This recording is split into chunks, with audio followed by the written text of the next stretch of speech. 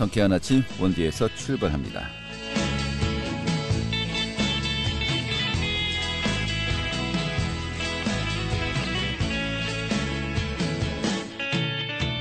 안녕하십니까. 5월 14일 금요일 아침 인사드리겠습니다. 상쾌한 아침 원디에서 출발합니다. 진행의 한태훈입니다. 자, 오늘도 역시 30도를 웃도는 초여름 더위가 계속되겠네요. 오늘 원주 지역의 낮 최고 기온 30도 가까이 오르면서요. 정말 말 그대로 7월 하순만큼 덥겠습니다. 올 들어서 가장 높겠다고 하는데요. 기온이 말 그대로 좀 요즘 갑자기 한여름의 분위기가 느껴지고 있습니다만. 자, 하지만 내일부터죠. 이 주말인 내일부터는 전국에 비가 내리면서요. 이 더위 기세가 한풀 꺾이겠습니다. 이번 비는 내일부터 일요일과 또 월요일까지 길게 이어지겠다고 하는데요. 자, 오늘은 한여름, 그리고 내일부터는 비가 오는 또 그런 날씨들 어느 정도 그 생활에 참고하셔야겠습니다. 자, 오늘 준비한 소식 살펴보도록 하죠. 이 강원도 내 농가들이 폐 비닐을 처리하지 못해서 골머리를 앓고 있다고 하는데 좀 어떤 상황인지 살펴보도록 하겠습니다. 또 원주시 농업기술센터의 농촌 지도사가 이 종자 기술사에 최종 합격하면서 화제가 되고 있다고 하는데요. 그 화제임을 소개해드리겠고요. 또 강원도 내 문화계 소식도 점검하도록 하죠. 5월 14일 금요일 상쾌한 아침 원주에서 출발하겠습니다.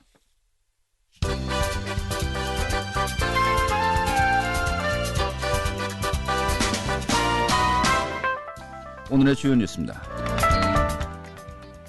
문화도시 지정에 나서고 있는 평창군이 어제 문화도시 추진위원회를 발족했습니다. 이날 발족한 문화도시 추진위원회는 문화도시 조성을 위한 정책 방향과 추진체계 설정, 또 문화도시 정책 강화, 주요 시책 등을 심의하게 됩니다. 한편 군은 문화도시 포럼 문화로 이달을 개최하는 등 문화도시 지정에 박차를 가하고 있습니다. 강원도교육청이 올해 농산어촌의 작은 학교들 대상으로 중등교사 대규모 정원 감축을 실시했습니다. 이에 따라서 교원단체는 최근에 성명을 내고 교사 정원의 배치 기준을 학급당 교사 수로 바꿔서 교원 정원을 확보해야 한다고 촉구했습니다. 이에 도교육청은 올해 정원 감축 규모가 크기에 작은 학교에서도 역시 감축을 할 수밖에 없는 실정이라고 입장을 전했습니다.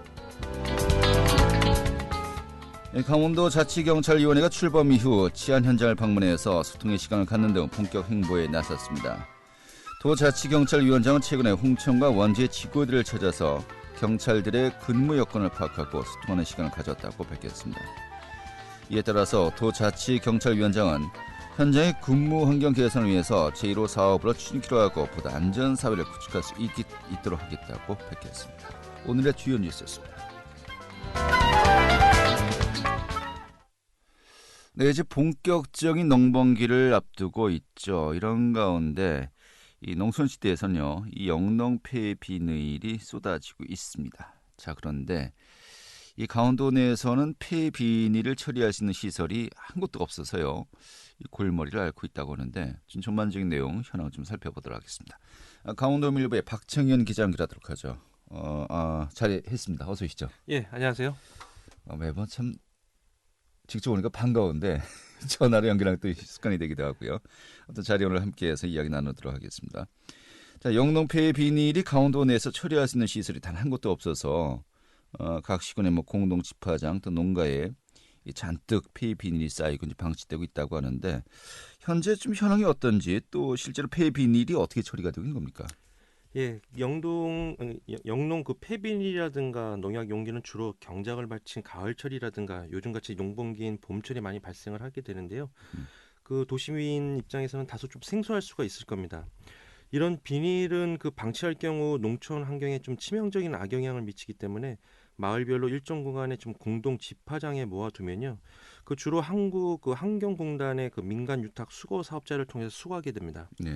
그 공단은 수거를 좀 장려하기 위해서요, 마을 분유회 등의 좀 키로당 100원 안팎의 수거 보상금까지 지급하고 있습니다. 이 수거 작업이 좀 제대로 이루어지지 않을 경우에는요, 불법 소각하거나 매립할 우려가 크기 때문에 좀 적극적인 수거를 독려하고 있는 상황인데요. 네.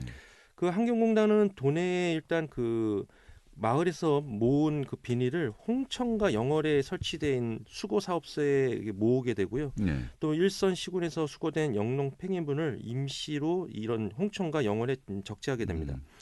각 강원도 내에서는 그 폐비닐 처리 시설이 일단 없기 때문에요. 홍천과 영월에 모아둔 폐비닐을 경북에 소재한 폐기물 재활용 처리 시설로 옮겨서 처리하게 됩니다. 일부 폐비닐은 민간 환경업체를 통해서 중국 등으로 수출되는 경우도 많다고 합니다. 그 우리나라 좀 상황을 보면 농촌 현장에서 발생하는 폐비닐 좀 발생량을 한번 보니까요. 농림축산식품부 자료상 연평균 32만 톤 정도가 된다고 합니다. 네. 이 중 환경공단이 수거하는 양은 도내에서 한 2만 2,300여 톤을 포함해서 총 19만 7천 톤 정도이고요.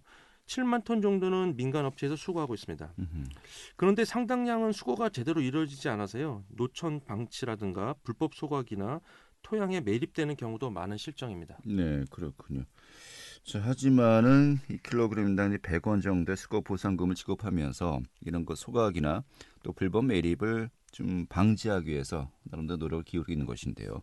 자, 그런데 이 수거된 폐비닐을 중심으로 좀 이야기해 보도록 하죠.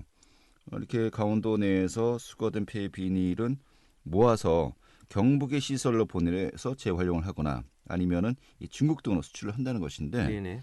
뭐 별 문제가 없는 것 같은데 뭐 어떤 점들이 좀 문제가 된다는 겁니까? 예, 그 앞서 말씀드렸지만 그 강원도 18개 시군에서 그 지난해 처리한 영농 폐기물 양이 한 2만 2,300여 톤 정도이고요. 네. 제가 이거를 한번 계산을 해보니까는 축구장 한 4만 개 정도를 덮을 수 있는 양입니다. 아, 그 면적으로 비닐을. 이제 얘기하는 그렇습니다. 거죠. 예. 네네. 그 환경공단은 그 도내에서 수거한 그 영농 폐비닐이라든가 농약 빈병류를 좀 홍천이나 영월에 임시 보관한 뒤에 경북 안동에 있는 영동 폐비닐 처리 시설로 옮겨서 좀 파쇄하는 시스템으로 이루어지고 있는데요. 지난해 그 하반기부터 그 경북 영농 폐기물 시설에서 강원도 내 폐비닐 수거를 전면 중단한 상태입니다. 본인들 거부터 우선 하다 보니까는 강원도 거는 일단은 늦어지고 있고요. 그래서 그러다 보니까는 그 강원도가 이제 후순위로 폐비닐 처리가 밀리다 보니까는 그 이런 상황도 있고요. 또 하나의 문제가 뭐냐면 민간 환경업체에서 통해서 중국으로 상당량 수출해 왔는데 이 물량이 지난해부터 전면 중단됐다고 합니다. 중국도 역시 그 환경 정책에 따라서 수입을 받지 않고 있다는 것이고요. 네. 상황이 이렇게 되다 보니까는 영농 폐기물이 갈 곳이 없어서 산더미처럼 쌓이기 시작한 겁니다. 이미 홍천과 영월 수거 사업소와 그 마을별로 강원도 전체에 한 729곳 정도가 공동 집화장이 있는데요. 이곳이 모두 다 포화 상태에 다다랐고요. 네. 환경공단 그 강원부는 이 때문에 홍천과 영월 수거 사업소에 더 이상 쌓아둘 곳이 없다면서 그 지난 4월 말쯤에 일선 시군에 공문을 보내서요. 이달 15일까지 영농 폐기물 수거를 잠정 중단한다고 이런 통보까지 한 상태입니다. 네. 근데 또 더욱 문제는 15일 이후에도 이런 수거가 좀 정상적으로 이루어질지 좀 의문인 상태입니다. 야, 좀 심각한 상황이로군요. 그렇습니다. 그래요. 이 횡성 지역의 읍면 지역도 역시 영농처럼 맞아서 이 영농 폐 비닐을 이제 처리하는 상황입니다. 뭐 강원도 전역이 좀 마찬가지일 것 같습니다만은 현재 뭐 수거가 제때 이루어지지 않아서 또 애를 먹고 있다고요. 그렇습니다. 그 일단 도내에서는 홍천과 평창, 행성 등 이런 3개 지역 정도가 그 폐비닐 양이 가장 많이 배출되는 곳으로 꼽힙니다. 네. 그래서 사례로 행성을 좀 보면요. 지난 한 해 동안 폐비닐 수거 장려금으로 한 4억 6천만 원 정도를 지급을 했고요. 이렇게 해서 3,457톤 규모의 폐비닐을 수거를 했습니다. 이렇게 수거하는 폐비닐은 앞서 말씀드린 대로 홍천 수거 사업소를 통해서 처리가 되어 왔는데요. 그 올해 들어서 홍천 수거 사업소의 그 적재량 포화로다가 반입을 받지 않다 보니까는 그 행성 지역 마을 곳곳에 폐비닐이 방치된 것을 쉽게 볼 수 있는 상황입니다. 행성구는 이 때문에 그 폐비닐 수거를 요구하는 농촌 현장의 민원이 계속 받고 있는 상황인데요. 그래서 직접 좀 안성 지역의 폐기물 처리 업체와 좀 긴급히 연락을 해서 일정량을 처리하기도 했고요. 네. 또 최근에는 그 자체 환경사업소 내에 일정 공간을 좀 만들어서요. 그 폐비닐을 임시 적치하기는 했는데 그 임시 방편용일 뿐이고요. 좀 밀려드는 민원을 좀 감당할 수 없는 이런 상황입니다. 네, 만약에 이런 상황이 장기간 지속된다면은 일선 그 농촌에서는요, 이 폐비닐들을 묶거나 방치하거나 아니면 이제 소각하지 않겠습니까? 다 뭐 후유증이 많이 남겠는데요. 그렇습니다. 심각한 상황이라고 볼 수가 있는데요. 아시겠지만 그 농업용으로 많이 사용하는 그 덮기용 비닐과 재배하우스의 비닐은 좀 화학적으로 만들어진 플라스틱의 일종입니다. 이 비닐이 그 제대로 수거되지 않고 좀 매립될 경우에는요. 일단은 토양의 질이 저하될 수밖에 없고요. 생물의 발화를 저하시키기 때문에 농업 생산성 감소에 좀 직접적인 영향을 미치게 됩니다. 더욱 심각한 건 말씀하신 대로 불법으로 소각할 경우에는 발암 물질인 다이옥신과 미세먼지 등 공해 물질을 퍼뜨려서 건강을 해치게 됩니다.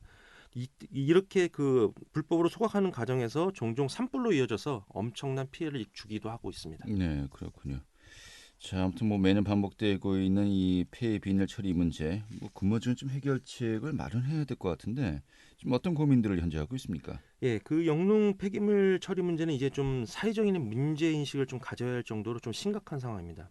이대로 방치하게 되면 잘못하면 그 자연을 해소하는 좀 대재앙이 될 수 있기 때문인데요. 네. 그 농촌 현장에서는 일단 개선 방안으로다가 그 비닐을 좀 생분해성 비닐을 좀 개발해달라 이런 얘기가 좀 있고요. 수거 보상비 현실화라든가 공동 집화장을 좀 확충하는 이런 얘기들을 하고 있는데 하지만 이거는 좀 근본적인 해결책으로 좀 보기가 어려운 상황이고요. 네. 그 현재 앞서 말씀드린 대로 환경공단에서 운영하는 영농 폐기물 시설이 대략 전국 시도별로 한 곳씩 정도씩 총 8곳이 설치가 돼 있는데요. 유일하게 강원도와 충청도에는 없는 상황입니다. 그 환경공단이라든가 강원도는 그 영농 폐비닐 시설을 좀 도내에 설치하려고 해도 아시겠지만은 혐오 시설이라는 이유로 주민들의 반대에 부딪히기 때문에 쉽지 않다 이런 입장이고요. 네. 그나마 좀 주목할 것이 있습니다. 최근 기대가 모아지고 있는 것은 그 환경공단이 친환경 폐비닐 처리 시설을 개발하면서 상용화를 앞두고 있는데요. 행성군이 이 시설에 관심을 갖고 환경공단 측과 협의를 해나가고 있는 겁니다. 행성군은 그 다음 주쯤에 그 마을 주민과 함께 이 시설의 견학을 다녀올 예정이고요. 그 이 시설은 그 폐비닐을 지금까지 단순히 파쇄하는 것에 좀 그치지 않고요. 이거를 그 용광로처럼 많이 그 녹여서 연료로 재활용할 수 있기 때문에 오염물 배출은 좀 최소화하고 재활용 연료로 다시 사용할 수 있어서 좀 관심이 모아지고 있는 겁니다. 네. 향후 이 같은 좀 행성군과 환경공단이 국내에서 처음으로 이 시설을 도입할 경우에 영농 폐비닐 지금 처리 시스템에 좀 획기적인 변화가 있을 것으로 기대가 되고 있습니다. 네, 좀 정리를 해볼까요? 현재 그 강원도 전역에 이 폐 비닐 처리 시설이 없어서 현재 애를 먹고 있는 상황인데, 그래서 근본적인 대책으로 이 횡성군의 폐 비닐 시설 설치를 할 가능성이 좀 있다는 거 아니겠습니까? 그렇습니다. 예. 이 지금 자연스럽게 폐 비닐을 재활용한다라고 한다면 이게 뭐 태워서 소각하는 게 아닌가라고 일단 제일 먼저 생각하기 마련인데 그런 시설은 아니라는 거죠. 예, 제가 어제 한번 그 내용을 한번 들어보니 이 파쇄라든가 소각이 아니고 아예 용광로 안에 아예 녹여버리는 네. 녹여서 그거를 다시 기름으로 짜내는 음흠. 이런 시설을 환경공단이 지금 개발을 했다고 합니다. 네, 알겠습니다. 이게 실제로 이 사업이 좀 가시화될 때 아무래도 좀 지역 주민들께서는 좀 쉽게 선뜻 호응하기는 좀 어려운 것 같기도 하고요. 향후 좀 어떻게 주민들과 좀 소통하는지 이 부분이 또 굉장히 중요하겠군요. 그렇습니다. 네네. 이 전국에서 처음 지금 논의를 하는 거기 때문에 나름대로 의미 있는 것으로 좀 눈여겨볼 만합니다. 네, 알겠습니다. 조만간에 좀 가시화되겠군요. 그렇습니다. 좀 자주 저희가 또 관심을 가지고 다뤄야 되겠습니다. 알겠습니다. 오늘 이렇게 정리하죠. 네, 강원도 밀배 박창인 기자였습니다. 네, 감사합니다.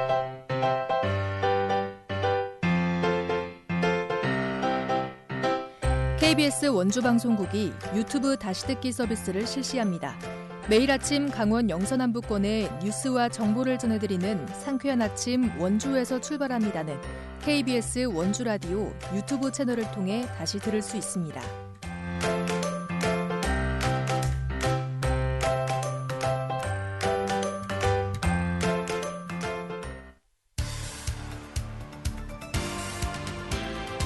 알찬 정보, 생생한 현장의 소식을 전해드립니다. 리포터 현장.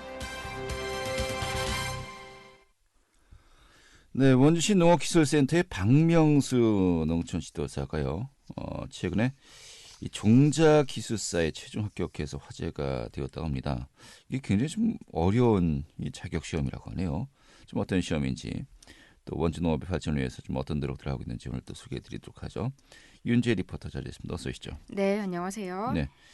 자, 종자기술사 이게 굉장히 어려운 시험입니까? 좀 어떤 시험인지 소개 좀 해주시죠. 네, 박명수 농촌지도사는 제123회 국가기술 자격시험 종자기술사에 최종 합격했습니다. 이번 시험에는 전국에서 4명이 합격했다고 하는데요.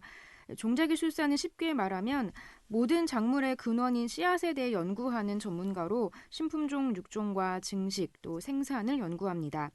즉 종자에 관한 고도의 전문 지식과 실무 경험을 바탕으로 연구와 분석, 평가를 하고 또 이에 관한 지도와 감리 등 기술적 업무를 수행할 자격이 있는 자에게 주어지는 이 분야 최고의 국가 자격 제도라고 합니다.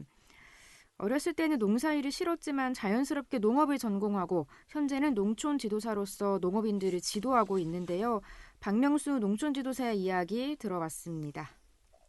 우리가 먹는 모든 음식은 한 톨의 씨앗에서부터 시작하잖아요. 그런 이제 씨앗, 즉 종자에 이제 새로운 신품종을 육종하고 또 증식하고 생산해서 농가한테 보급하고 하는 그런 이제 총체적인 관리하는 전문가를 능력을 검증하는 시험이 되겠습니다. 그 학교에서 농업 관련 이제 전공을 하고 배우기는 했지만 현실에서 접목하기에는 이론적인 것만으로는 부족한 부분이 많이 있었고요. 그래서 역량을 키워야 되겠다 싶어서 이제 농업 관련 분야에 이제 자격증 공부를 시작하게 됐고, 그렇게 이제 생활하다 보니까는 실무 경험도 쌓이고, 그래서 최종적으로 이번엔 그 종자 기술사에 도전해서 취득하게 됐습니다. 네, 전국적으로 4명이 합격한 정말 이 모든 작물의 근원인 씨앗에 대한 최고의 전문가라는 것인데 대단하십니다. 그런데 지금 현재 또 농업기술센터에서 또 본인의 업무를 수행하고 있는 거 아니겠습니까? 현재 뭐 구체적으로 어떤 업무를 맡고 있습니까? 네, 그는 종자기술사 외에도 식물보호기사, 유기농업기사, 또 조경산업기사 등의 자격을 취득한 전문 지도사인데요. 현재 청년 농업인 육성 사업과 또 귀농인들의 성공적인 영농 정책을 위한 상담 업무를 담당하고 있습니다. 최근 농촌 인구의 고령화로 인해서 젊은 층의 농업인들이 많이 부족한 실정입니다. 그래서 청년 농업인들이 육성하는 것이 가장 중요한 화두 중에 하나인데 4H라는 단체를 통해서 청년 농업인들을 육성하고 있습니다. 4H는 만 19세부터 39세 청년 농업인들을 대상으로 하는 단체로 이름은 지덕 노체를 뜻하는데요. 지는 머리의 헤드, 덕은 따뜻한 마음에서 헐트, 노는 노동력을 뜻하는 핸드와 또 체는 건강한 몸, 헬스를 뜻한다고 합니다. 또 귀농귀촌 교육도 도맡아 하는 그는 귀농인들에게 조언과 또 당부하고 싶은 말이 있다고 하는데요. 최근 주 5일 근무 등으로 여가 시간이 많아지면서 농촌 생활을 즐기기 위해서 텃밭을 가꾸는 분들이 많습니다. 그러다가 자연스럽게 귀농귀촌을 생각하게 되는데 이때 취미로서의 농업과 또 돈을 벌기 위한 전업 농사는 차이가 많다고 하는데요. 귀농을 할 때 흔히들 할 거 없으면 농사나 짓지 뭐라고 쉽게 생각하는 경향이 있는데 네. 농사일은 사실 굉장히 어렵다고 합니다. 요즘에는 최소한 할 거 없으면 장사나 하지 이런 말 하시는 분들 안 계시지 않습니까? 농사 힘듭니다. 예. 네, 그런데 대부분 좀 귀농을 원하는 분들은 아름다운 자연 속에서 평화롭고도 여유로운 삶을 살면서 돈을 벌 수 있다고 생각을 하는데 현실은 상당히 다르다고 합니다. 그래서 농업기술센터에서 하는 교육 프로그램을 활용하기를 권했는데요. 귀농 귀촌인들을 대상으로 하는 신규 농업인 교육이 있는데 이 수업을 통해서 농사란 어떤 것인지 직접 체험해보고 또 관련 정보를 충분히 습득하고 귀농 귀촌을 결심했으면 좋겠다고 합니다. 또 농촌 지도자로서 활동하면서 바라는 점은 농민들의 경제적 수익 증대와 또 관련 예산 확대라고 하는데요. 박명수 농촌 지도사의 이야기 들어봤습니다. 이거는 저희 원주뿐만이 아니고 뭐 전국적으로도 마찬가지겠지만 농민들이 진짜 그 힘들게 농사 짓고 하는 거에 비해서 수입은 결코 많지가 않거든요. 그래서 저희들의 어려운 점은 뭐 다른 것은 없고요. 농민들한테 좀 더 많은 혜택을 드리고 지원을 해드리고 싶은데 사실상 농업 예산이라는 것이 그렇게 많지가 않아서 그런 이제 수요에 대한 100% 충족을 못 해드리고 있어요. 그래서 농업 정책 지원금이라든가 아니면은 뭐 여러 가지 각종 지원 예산이 좀 늘어서 필요로 하는 모든 농민들이 골고루 좀 혜택을 볼 수 있게 그런 점들이 좀 개선이 됐으면 좋겠습니다. 네, 요즘 또 농업 인구 구조만이 아니라 또 전반적인 농업 환경에 굉장히 많은 변화가 있지 않습니까? 그만큼 많이 고민하고 또 신경 써야 될 부분들이 많을 것 같아요. 네, 그렇습니다. 최근에도 기후변화로 지구온난화가 진행되고 있는데요. 박명수 농촌지도사는 원주에서도 애플망고나 패션프루츠 등 아열대 작물을 도입해서 보급할 계획도 가지고 있습니다. 네. 아열대 작물을 재배하기 위해서는 하우스나 온실 등의 시설이 필요한데 또 그런 시설을 운영할 수 있는 기술과 함께 스마트폰 기술도 확대 보급하고 싶다고 합니다. 또 농업기술센터에서는 앞으로도 지속적인 직원 역량 강화 지원을 통해서 원주 농업 발전에 더욱더 매진하겠다고 전했습니다. 네, 원주에서 망고를 키운다. 흥미롭네요. 알겠습니다. 오늘 잘 들었습니다. 네, 감사합니다. 네, 윤지혜 리포터였습니다.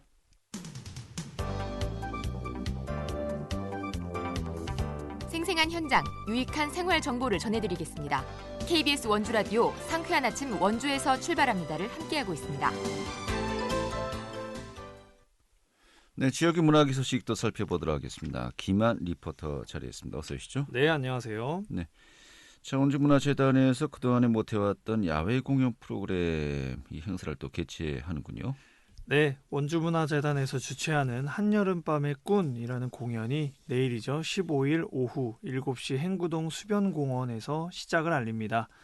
한여름밤의 꾼이라는 공연은 관내에 있는 야외 공연장을 이용해서 시민들의 문화 공연과 휴식의 기회를 제공하고 지역 예술인들의 참여를 통해 생활예술 활성화에 기여하고자 마련된 행사입니다.